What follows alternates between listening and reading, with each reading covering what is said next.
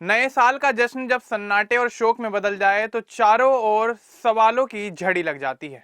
बिहार के दरभंगा जिले से आई यह घटना भी कुछ ऐसी ही है, जहां 1 जनवरी की रात दोस्तों के साथ न्यू ईयर सेलिब्रेशन के लिए निकले 2 युवकों की बेरहमी से हत्या कर दी गई। इस वारदात ने न सिर्फ गांव बल्कि आसपास के क्षेत्रों में भी दहशत फैला दी है और लोगों के मन में भय और आक्रोश भर दिया है। यह सनसनीखेज मामला दरभंगा के सदर थाना क्षेत्र अंतर्गत कबीरचक गांव का है। यहां मन्ना महतो और बादल मंडल, जो नए साल का स्वागत दोस्तों के साथ कर रहे थे, अपनी ही जिंदगी की सबसे भयावह रात का शिकार हो गए। खुशी और जश्न के माहौल में शुरू हुई वह पार्टी कुछ ही घंटों में खून खराबे में बदल गई और दोनों युवकों की मौत ने उनके परिवारों को गहरे सदमे में डाल दिया। इस दोहरे हत्याकांड में जिन युवकों की जान गई, उनकी पहचान मन्ना महतो और बादल मंडल के रूप में हुई है।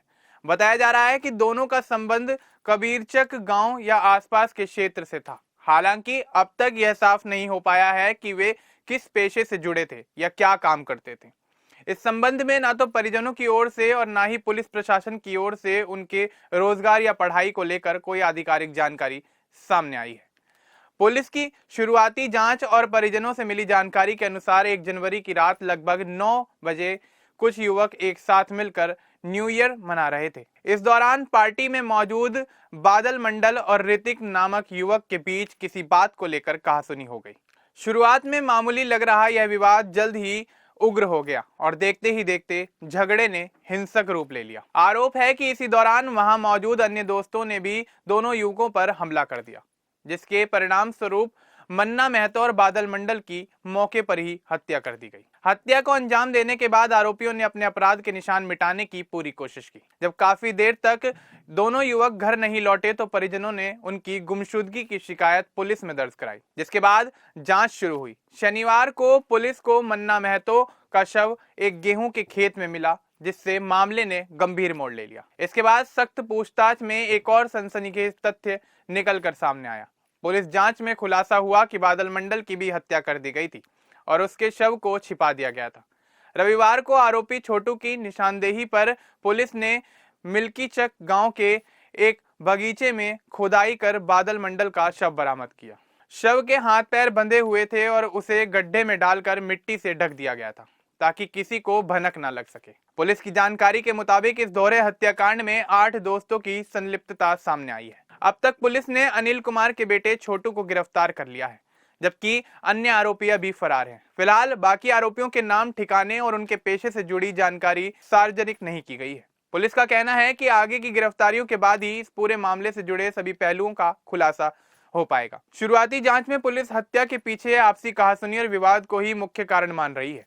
मृतक बादल मंडल के भाई गुड्डू के अनुसार न्यू ईयर पार्टी के दौरान बादल और ऋतिक के बीच किसी बात को लेकर बहस शुरू हुई थी, जो धीरे धीरे उग्र होती चली गई और बाद में हिंसक झगड़े में बदल गई।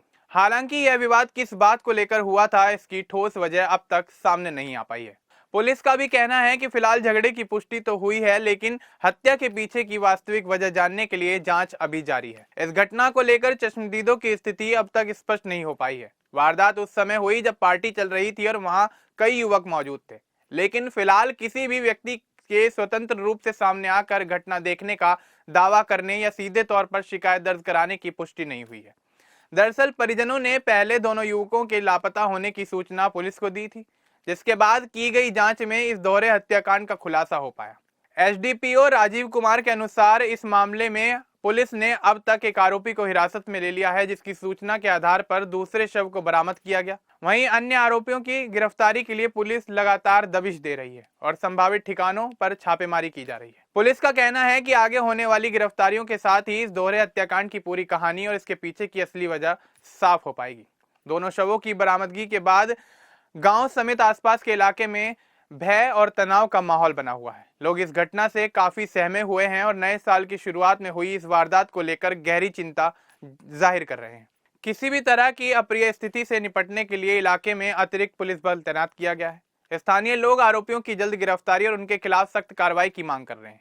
इस घटना को लेकर अब तक सत्ता पक्ष और विपक्ष की ओर से कोई आधिकारिक राजनीतिक बयान सामने नहीं आया है। वहीं सोशल मीडिया पर लोग इस मामले को लेकर अपनी नाराजगी और चिंता व्यक्त करते नजर आ रहे हैं। कई यूजर्स इस घटना पर सवाल उठा रहे हैं कि आखिर दोस्त ही अपने दोस्तों के दुश्मन कैसे बन गए। कुछ लोग इसे बिहार में कानून व्यवस्था की कमजोर स्थिति से जोड़कर देख रहे हैं, तो कई अन्य इसे युवाओं में बढ़ती हिंसा और नशे की प्रवृत्ति का परिणाम मान रहे हैं। अब तक की जानकारी के मुताबिक इस दोहरे हत्याकांड में फिलहाल केवल एक आरोपी को गिरफ्तार किया गया है, जबकि बाकी आरोपियों की तलाश अभी भी जारी है। पुलिस शुरुआती जांच में हत्या के पीछे आपसी विवाद को मुख्य वजह मान रही थी, लेकिन पूरी जांच अभी जारी है और सटीक कारणों का पता भी लगाना बाकी है।